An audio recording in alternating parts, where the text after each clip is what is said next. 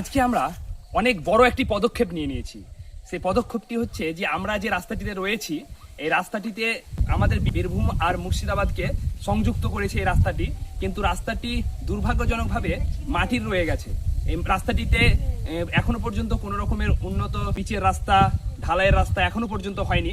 তাই এই রাস্তাটিতে অনেক বিপজ্জনক জায়গা রয়েছে, যে বিপজ্জনক জায়গাতে অনেক মানুষ এখন বিপদগ্রস্ত হচ্ছে এবং বিপদে পড়ে যাচ্ছে।